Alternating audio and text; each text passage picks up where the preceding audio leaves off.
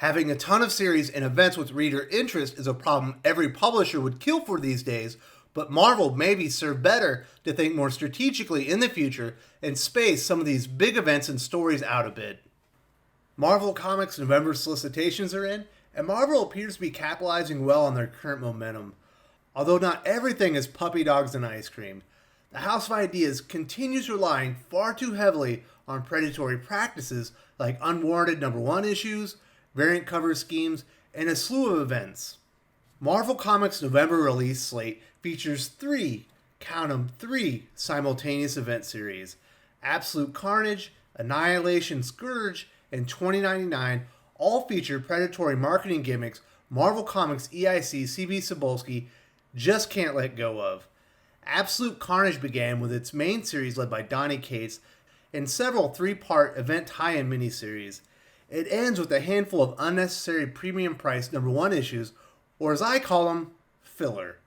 Absolute Carnage Weapon Plus, Absolute Carnage Captain Marvel, and Scream Curse of Carnage, which in fairness is the start of a new ongoing, all run $5 and feature a who's who of anonymous Marvel creators. I'm sure Jed McKay, Emily Lerner, and Clay Chapman have their fans, but I'm sure even they'll agree, marking their books up $1 just because they're Absolute Carnage is ridiculous.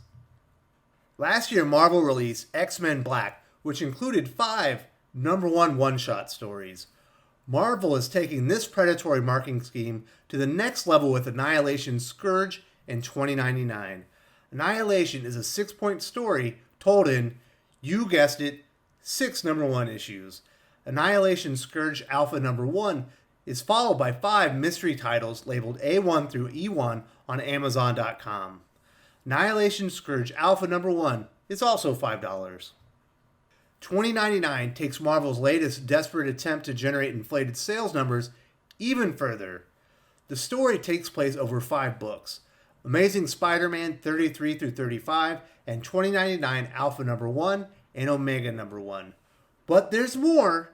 Marvel is releasing an additional 7 tie-in number 1 issues featuring the 2099 event subtitle including Fantastic Four, Punisher, Conan, Spider-Man, Ghost Rider, Doom, and Venom. Marvel is also releasing 2099 variant covers for 21 November comic books. Talk about beating a dead horse. Any interest I had in 2099 ended the moment I saw how ridiculous the amount of premium price number one issues and associated variant covers there are. Every time Marvel does something amazing like Hickman's X-Men or Kate's Absolute Carnage, they make at least 5 subsequent moves that remind me why I live my comic reading life by 3 simple letters: DTM. Don't trust Marvel. Now let's get into the rest of the details of Marvel's November comic book solicitations. Speaking of debut issues, Marvel's November solicitations features 18 big number 1 issues, all but 4 are priced $5 or greater. Marvel is taking a bit of a gamble that Kelly Thompson can move Deadpool at volume. Poole may not be an A-lister like Spider-Man or Wolverine, but given the right creators, the character can move massive amounts of comics while headlining multiple titles. Deadpool is overexposed of late and is in a down cycle sales-wise. I don't see Kelly Thompson changing that. Morbius begins a new ongoing series with Vita Ayala at the helm. A 5-part Yondo miniseries from Lonnie, Nadler, and Zach Thompson also begins. Both series feature reasonable $4 price tags, but are fronted by uninspiring writing talents. 8 new comics are fronted by Marvel's assortment of Spider-Man. Amazing Spider-Man 33 and 34 are part of the main 2099 story arc. They also feature art from former Superman Super Sons artist Patrick Gleason. The story guest stars Miguel O'Hara himself, with Victor Von Doom joining the fray in issue 34. Abrams Family Spider-Man, or as Marvel calls it, the most anticipated comic of 2019, keeps on trucking with issue 3 of a 5-part miniseries. Marvel recently revealed the first images of new villain Cadaverous.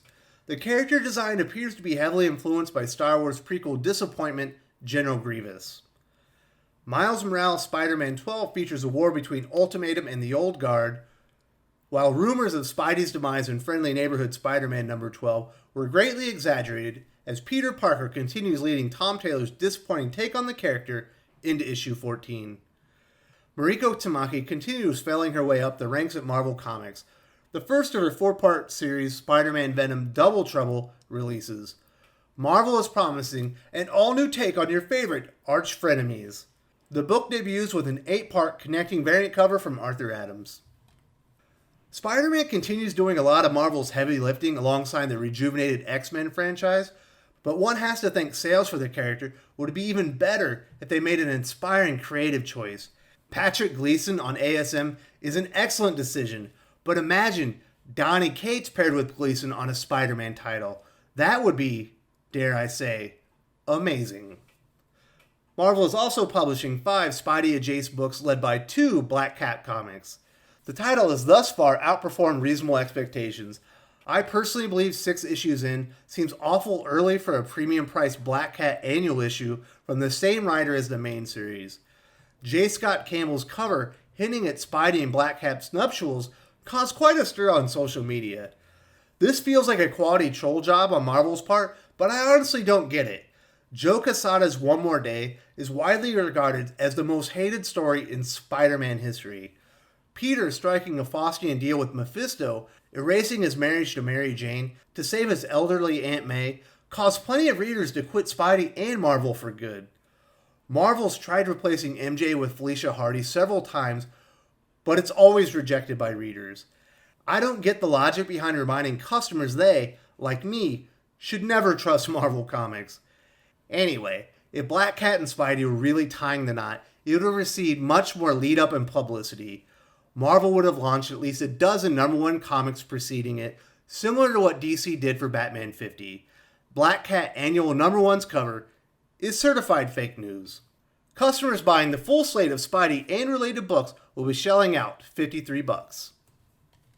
X-Men is the hottest it's been in a decade thanks to the new direction of Jonathan Hickman. November will be the first month all 6 new X titles are released. In fact, there are 9 X-Men comic releases, including the first 2 issues of New Mutants, X-Force, and Fallen Angels. Hickman himself writes the first New Mutant story arc before handing the reins to Ed Brisson. I'm still hesitant about this series due to the cast, but I will be reviewing the debut issue right here on the channel. I'm personally much more interested in the other 2 debuting series. X-Force features the best lineup with fan favorites Wolverine, Jean Grey, Beast, Colossus, and Domino. I'm also a big fan of writer Ben Percy. Fallen Angel has the smallest roster. Quan and Psylocke, X-23, and Young Cable appear to be outcast after the conclusion of House of X Powers of 10. Brian Hill makes this series an insta-buy, and the one I'm most looking forward to after the flagship X-Men. Jonathan Hickman's X-Men #2 features the arrival of a new island of unspeakable horrors. The cover appears to reveal a Kraken attacking Scott Summers and family. Tini Howard's second issue of Excalibur has the team return to the lighthouse to try and diagnose Rogue's mystery condition. Jerry Duggan's Marauders #2 also releases. I will say I'm a bit disappointed not seeing Pepe Larraz or R.B. Silva associated with any of these comic books. I give Hickman the lion's share of credit for the amazing reception of House of X and Powers of 10, but Larraz and Silva's art have been a huge part of it as well. Really wish both would have continued on with this X-Men journey. The full gambit of X-Men books runs $49. One of my biggest disappointments at Marvel is their lackluster Star Wars offerings. They're only releasing 6 new titles, and the biggest name writer is Matthew Rosenberg. They haven't published a series in a galaxy far, far away worth reading since Charles Soule's Darth Vader. Follow-up titles Vader Dark Visions and Target Vader haven't come close to reaching the bar set by Soule or Kieran Gillen before him. Chewie and Vader square off in hand-to-hand combat in Greg Pak's Star Wars 75, before the series ends at issue 75, which is of course $5. Feels like a rather pedestrian end to the last comic series to sell over 1 million comics. Of course, that number was inflated when Disney bought several 100,000 issues themselves and included them in loot crates. But still, the Star Wars comic series hasn't felt important in a very long time. I personally hold out hope they license the brand back to Dark Horse and get George Lucas's amazing characters and setting as far, far away from Marvel's large cadre of bottom-dwelling writing talents. but more than likely they reboot the series in hopes it catches on the next time. November's full lineup of Star Wars comics costs a very manageable $25. I opened today's video with some of my issues with Marvel's event releases. Now let's look at them from a different angle. Donny Cates' Absolute Carnage wraps up with issue 5. Jed MacKay writes Absolute Weapon Plus #1, while Emily Ryan Lerner leads a Captain Marvel tie-in. Apparently, Chewie the Cat is bonded with Carnage, and Earth's mightiest hero has to put him down. That'll move the needle. I do believe the main Absolute Carnage title and at least a handful of the miniseries will do very well for Marvel. November's 5 Absolute Carnage comics, including Venom #20, will run you $24. My initial interest in Annihilation Scourge all but vanished the moment I saw it was a Matthew Rosenberg vehicle rather than Donny Cates.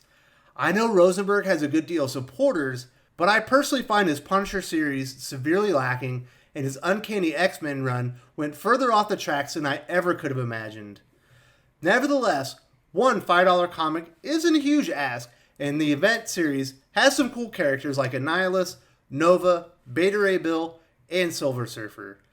I don't think it will hit as hard as Absolute Carnage or 2099, but it should still move a good amount of units from Marvel. Speaking of 2099, Nick Spencer kicks off the event with Amazing Spider-Man 33 before 2099 Alpha #1 hits. Jerry Duggan's Conan 2099, Lonnie Nadler and Zach Thompson's Punisher 2099, and Carla Pacheco's Fantastic Four 29 tie-ins all release as well. I expect this to be a successful event, but probably not as big as it could be due to a crowded field of big titles from X-Men and Absolute Carnage. Eventually, comic reader budgets are going to fill up and they'll need to make a choice of what to drop. Customers looking to fully invest in 2099 will pony up $28. November features one 80th anniversary special, Marvel Tales Doctor Strange #1. The 80-page, $8 comic includes the character debut from Stan Lee and Steve Ditko in Strange Tales 110. Roy Thomas's character origin in Doctor Strange 160 and 70, as well as Chris Claremont's Marvel Fanfare #5. Tom Scioli's final issue of Fantastic Four Grand Design releases for $6 and is a must-buy in my book. Mark Waid's History of the Marvel Universe #5 includes details about Secret Invasion and the true origin of Captain Marvel. For some reason, I doubt this means the real Captain Marvel. Waid's series runs $5 an issue. Finally, Mike Carey and Ryan North's Fantastic Four Negative Zone one-shot is available for $5.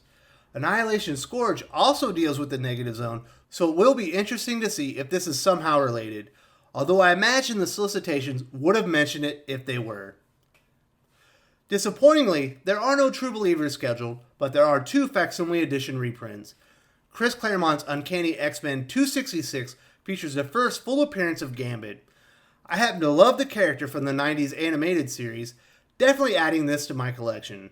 Marv Wolfman's Tomb of Dracula #10 is also being released in facsimile edition. I'm a huge fan of Wolfman, but I prefer the classic monsters from the early days of cinema. But this is the debut of Blade, one of my favorite movie characters. This is a must-buy for me as well. Both reprints run $4 each.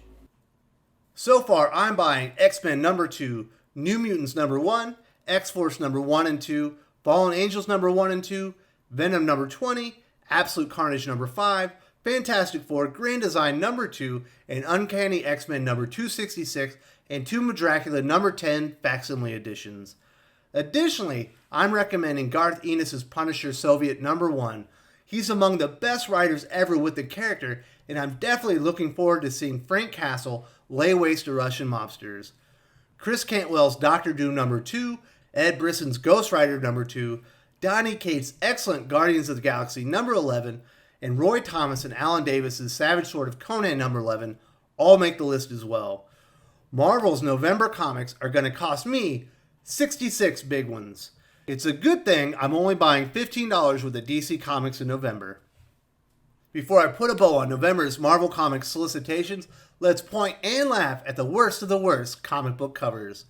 Dave Rapose's Spider-Verse #2 art is on the amusing side, but I don't see this attracting any new customers based on the cover alone, and I'm not a huge fan of the color scheme. While I agree Yondo has a great look, I don't think Cully Hamner nailed it on this cover. Certainly there's more to the book than his pretty face. And finally, the worst cover is by an artist I actually like, Mahmoud Asrar. Jane Foster, Fake Valkyrie, surrounded by floating heads, is about as boring as it gets in my book. Despite a strong slate of titles in November 2019, Marvel Comics continues leaning heavily on their go-to predatory practices like unneeded #1 issues, too many event series, and variant cover schemes. Marvel has a crowded field of high-interest ongoing comics with 6 X-Men titles, Amazing Spider-Man with Patrick Gleason on art, Immortal Hulk, Venom, and Black Cat. 3 simultaneous events seems like overkill, and I doubt a lot of readers will be able to afford to buy all the Marvel comics they want. Having a ton of series and events with reader interest is a problem every publisher would kill for these days, but Marvel may be served better to think more strategically in the future and space some of these big events and stories out a bit. Thank you so much for joining me for today's video featuring Marvel's November comic book solicitations. If you enjoyed this video, please give it a like. I would appreciate it very much. It helps us attract more views for the channel. Subscribe for future commentary, comic book news, and reviews. And don't forget to ring the bell for notifications. If you want to talk comics, movies, and much, much more, you can follow me on Twitter at Wes_from_TC. With that, Salamat Po, and I'm out.